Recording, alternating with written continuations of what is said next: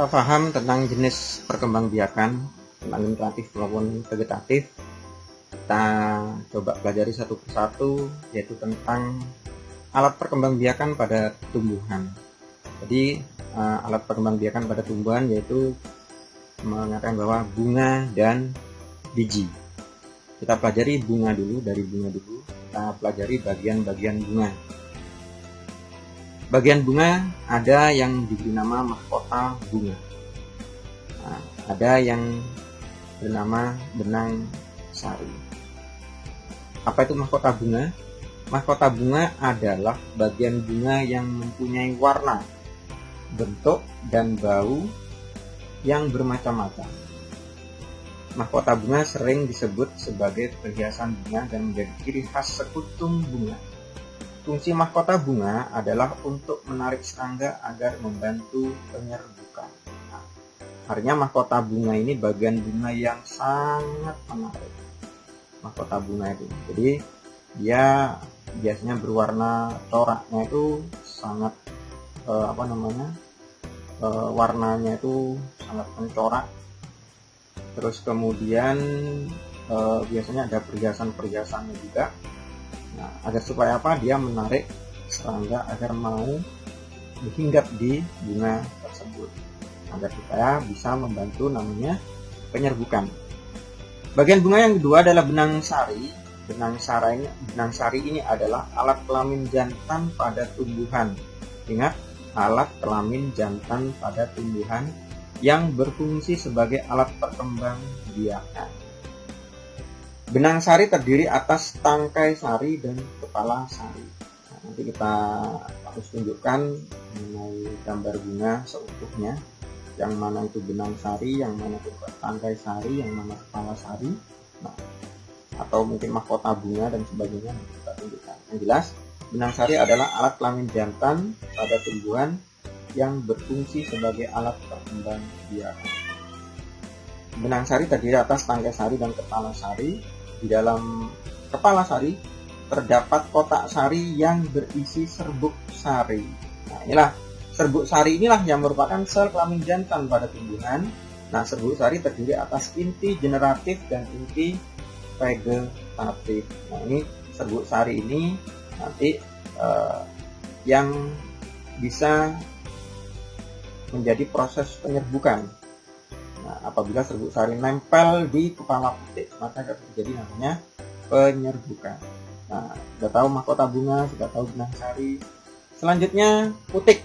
Nah, kemudian kelopak bunga, kemudian tangkai bunga.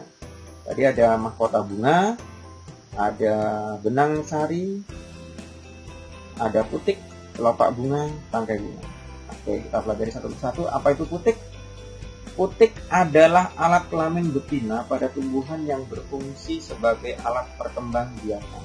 Kalau benang sari tadi alat kelamin jantannya, kalau putik adalah alat kelamin betina pada tumbuhan. Putik terdiri atas kepala putik, tangkai putik, dan bakal buah. Di dalam bakal buah terdapat bakal biji yang berisi sel kelamin betina atau sel telur. Nah, kemudian kelopak bunga. Apa itu kelopak bunga? Kelopak bunga adalah bagian yang membungkus mahkota bunga saat masih kuncup. Saat bunga mekar, kelopak bunga akan terbuka. Fungsi kelopak bunga adalah untuk melindungi bunga saat masih kuncup. Nah, ini fungsi dari kelopak bunga. Kemudian tangkai bunga. Tangkai bunga adalah bagian bunga yang melekat pada batang. Bagian pangkal tangkai bunga biasanya akan membesar membentuk dasar bunga. Tangkai bunga berfungsi sebagai penopang bunga. Oke. Nah, ini teman-teman sekalian gambar lengkap dari struktur bunga. Nah, tadi yang pertama kita bahas tentang mahkota bunga. Yang mana sih mahkota bunga? Nah, ini yang warnanya putih ke abu-abuan ini. Nah, ini adalah mahkota bunga. Makanya kalau bunga itu nampak indah, nampak bagus karena mahkotanya bunga memang sangat menarik. Warnanya pun sangat menarik perhatian. Ini mahkota bunga. Kemudian yang kedua benang sari. Yang mana benang sari? Oh, kepala sari, maaf, kepala sari. Inilah kepala sari. Ini kepala sari. Di sini ada namanya serbuk sari. Ini tangkai sari. Dalam sini ada namanya serbuk sari. Kemudian kepala putik. Nah, ini kalau benang tangkai kepala sari tadi adalah alat kelamin jantan suatu bunga. Kemudian ada kepala putik. Nah, ini adalah alat kelamin betina dalam suatu bunga. Kita sebut namanya putik. Kalau yang alat kelamin jantannya namanya benang sari atau kepala sari tadi. Nah, kemudian putik ini ditopang oleh namanya tangkai putik. Nah, terus kemudian di bawah putik ada bakal biji. Nah, ini ada bakal biji. Terus kemudian ada kelopak bunga. Kelopak bunga yang ketika masih kuncup dia melindungi bunga agar supaya tidak tidak terganggu. Jadi kalau lagi bunganya itu kuncup dia melindungi seluruh permukaan bunga. Itu kita sebut namanya kelopak bunga. Kemudian yang paling bawah ini dasar bunga. Nah, ada tangkainya, kita sebut namanya tangkai bunga. Makanya ini semua adalah struktur dari bunga. Selanjutnya kita pelajari tentang jenis-jenis bunga.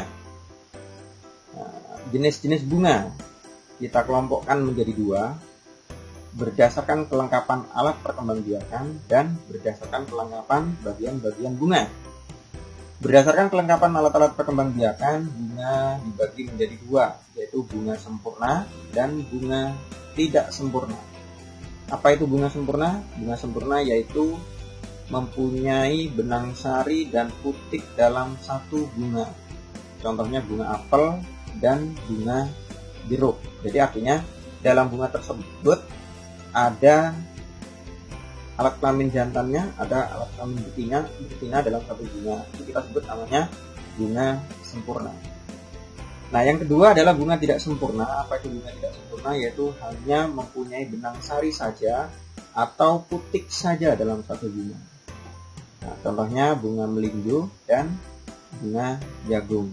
Jadi bunga tidak sempurna itu hanya memiliki satu alat kelamin jantan yang kita sebut namanya benang sari saja, atau mungkin alat kelamin betina saja yang kita sebut namanya putik.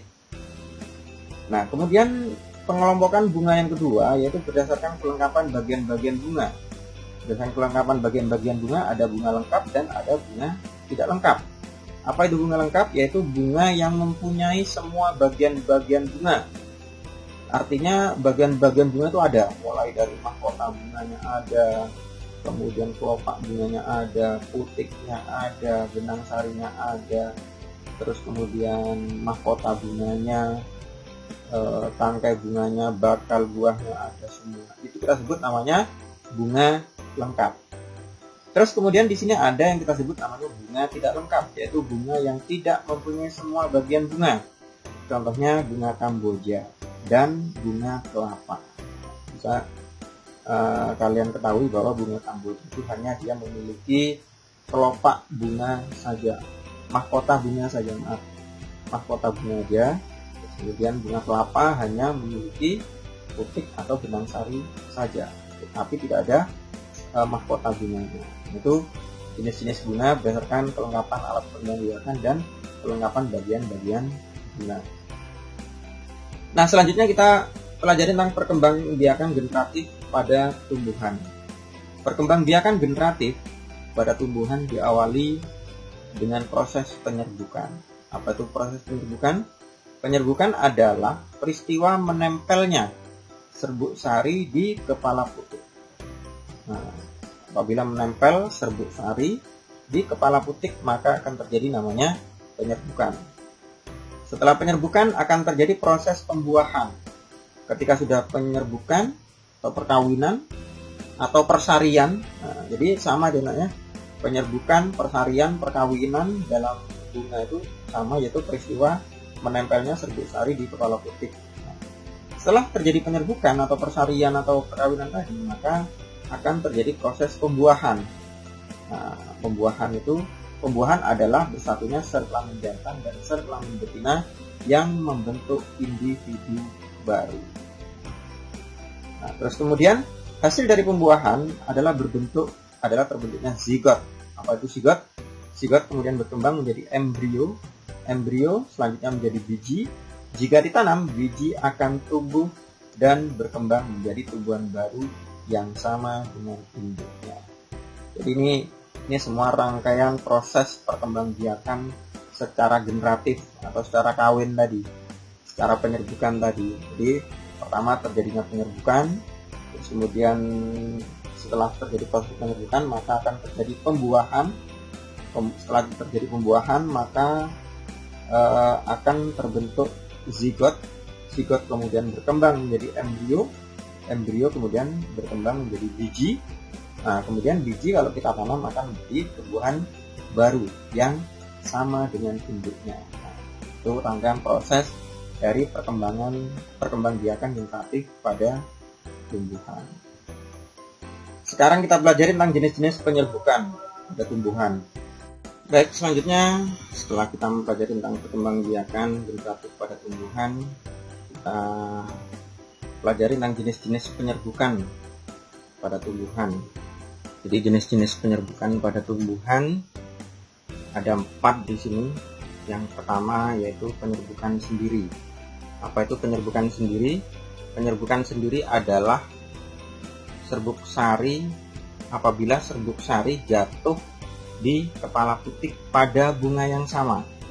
Jadi dalam suatu bunga ada serbuk sarinya atau ada benang sarinya di sini, kemudian ada putiknya, terus kemudian serbuk sari tadi jatuh ke kepala putik pada bunga yang sama. Nah, itu kita sebut namanya penyerbukan sendiri. Selanjutnya adalah penyerbukan tetangga. Apa itu penyerbukan tetangga? Yaitu apabila serbuk sari jatuh di kepala putik pada bunga yang lain, tetapi masih satu pohon. Nah, ini contohnya. Jadi benang sari yang di sini jatuh di kepala putik bunga yang lain, tapi masih dalam satu pohon. Ini kita sebut namanya penyerbukan tetangga. Kalau penyerbukan sendiri tadi masih dalam satu bunga, jadi di situ ada putiknya, ada benang sarinya jatuh, serbuk sarinya jatuh di kepala putik dalam bunga yang pada bunga yang sama.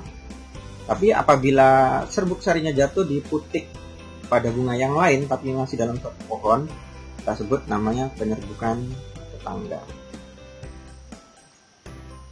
Selain penyerbukan sendiri dan penyerbukan tetangga, ada penyerbukan silang.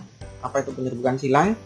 Apabila serbuk sari jatuh di kepala putik pada bunga yang lain dari tumbuhan yang sejenis tetapi berbeda pohon. Nah, bedanya kalau penyerbukan tetangga dia masih dalam satu pohon, tapi serbuk sarinya itu jatuh di kepala putik bunga yang lain, tapi masih dalam satu pohon. Tapi kalau penyerbukan silang, itu serbuk sarinya jatuh di kepala putik bunga yang lain, tetapi tidak satu pohon. Terus kemudian bunganya masih satu jenis, artinya tumbuhan tersebut masih sejenis. Tumbuhan tersebut masih jenis, tetapi dia tidak dalam satu pohon yang lain. Nah, itu kita sebut namanya penyerbukan silang. Jadi serbuk sari yang jatuh di kepala putik bunga yang lain, tetapi masih dalam satu jenis tumbuhan, tetapi tidak pada satu pohon atau beda pohon, maka kita sebut namanya penyerbukan silang. Selanjutnya penyerbukan bastar. Nah, ini penyerbukan bastar apabila serbuk sari jatuh di kepala putik pada bunga yang berasal dari tumbuhan yang berbeda jenis. Nah, ini sudah beda semua ini. Kalau penyerbukan bastar beda semua. Serbuk sari jatuh di kepala putik bunga yang lain, pohon yang lain, tumbuhan yang berbeda jenis juga. Nah, itu kita sebut namanya penyerbukan bastar. Jadi ada 4 penyerbukan. Penyerbukan sendiri, penyerbukan tetangga, penyerbukan silang, dan penyerbukan bastar. Nah, kalau penyerbukan bastar tadi beda, jenisnya beda, bunganya beda, pohonnya berbeda, tapi dia bisa melakukan penyerbukan. Itu penyerbukan Bastard. Nah, sekarang kita pelajari cara penyerbukan pada tumbuhan. Gimana cara penyerbukan pada tumbuhan? Ada beberapa cara penyerbukan pada tumbuhan. Yang pertama, kita sebut namanya anemogami. Apa itu anemogami? Nah, yang kedua, entomogami. Apa itu entomogami? Kita pelajari satu persatu nanti ya. Anemogami merupakan penyerbukan dengan bantuan angin. Angin akan menerbangkan serbuk sari sehingga jatuh di kepala putik. Contoh tumbuhan yang penyerbukannya dibantu oleh angin adalah padi dan jagung. Jadi ini penyerbukannya dibantu dengan angin. Kalau dibantu dengan angin kita sebut namanya penyerbukan itu dengan anemogami. Nah, contohnya adalah padi dan jagung. Tumbuhan yang penyerbukannya dibantu oleh angin memiliki ciri sebagai berikut. Nah, yang pertama memiliki kepala sari yang besar, memiliki serbuk sari yang ringan, memiliki tangkai sari yang panjang, tidak memiliki mahkota bunga. Itu ada contohnya tadi yang anemogami, yaitu padi dan jagung. Sekarang entomogami. Apa itu entomogami? Merupakan penyerbukan dengan bantuan serangga. Saat serangga menghisap nektar pada bunga, serbuk sari menempel pada tubuh serangga. Selanjutnya serangga hinggap pada bunga lain. Serbuk sari yang menempel pada tubuhnya akan berjatuhan di kepala putik bunga tersebut. Contoh tumbuhan yang penyerbukannya dibantu serangga adalah bunga matahari dan mawar. Bunga yang penyerbukan dibantu oleh serangga memiliki ciri-ciri sebagai berikut. Yang pertama, memiliki mahkota bunga yang berwarna mencolok. Kemudian memiliki mahkota bunga yang besar, mengeluarkan bau harum dan menghasilkan nektar. Nah, itu adalah penyerbukan entomogami. Sekarang antropogami. Apa itu antropogami? Merupakan penyerbukan dengan bantuan manusia. Penyerbukan dilakukan manusia karena letak benang sari dan putik tidak memungkinkan terjadinya penyerbukan secara alami. Contohnya tumbuhan yang penyerbukannya dibantu manusia adalah vanili dan anggrek. Tumbuhan yang penyerbukannya dibantu manusia memiliki ciri-ciri sebagai berikut. Memiliki serbuk sari dan kepala putik yang tidak terletak dalam satu bunga. Memiliki kepala putik dalam kondisi tertutup. Memiliki serbuk sari yang sulit untuk rontok. Nah, itu makanya ada bantuan manusia. Ada bantuan manusia, artinya dikawinkan atau dilakukan penyerbukan. Nah, contohnya vanili dan anggrek. Jadi kalau misalnya vanili dan anggrek ini tidak dibantu penyerbukannya, maka dia tidak akan bisa melakukan penyerbukan kalau tidak dibantu dengan manusia. Berikutnya hidrogami. Hidrogami merupakan penyerbukan yang dibantu dengan bantuan air. Aliran air dapat menghanyutkan serbuk sari sehingga membuatnya menempel di kepala putik. Hidrogami biasanya terjadi pada tumbuhan air seperti hidrilla dan gangga. Jadi ini tanaman air yang berada di dalam air, itu penyerbukannya dibantu oleh air. Kita sebut namanya hidrogami. Nah, sekarang menentukan bagian bunga dan cara penyerbukannya. Menentukan bagian bunga dan cara penyerbukannya. Nah, ini ya. Ini gambar bagian bunga yang tadi. Nah, bagaimana cara penyerbukannya? Penyerbukan bunga melati dibantu oleh serangga seperti kupu-kupu atau lebah. Penyerbukan dimulai saat serangga hinggap pada bunga untuk menghisap nektar. Saat menghisap nektar, serbuk sari dapat menempel pada badan dan kaki serangga. Serbuk sari yang menempel akan berjatuhan saat serangga pindah ke putik untuk menghisap nektar yang lain. Dengan demikian, serbuk sari dapat menempel pada ketak. Ini adalah contoh penyerbukan yang dibantu oleh serangga. Serangga ya. Jadi seperti contoh kupu-kupu atau lebah, ya hinggap di serbuk sari untuk menghisap nektar sebetulnya. Serbuk sari tadi, kakinya akan tertempel oleh serbuk sari, terus kemudian menghisap nektar yang lain atau ke bunga yang lain, maka kaki tersebut tidak sengaja yang tadi sudah nempel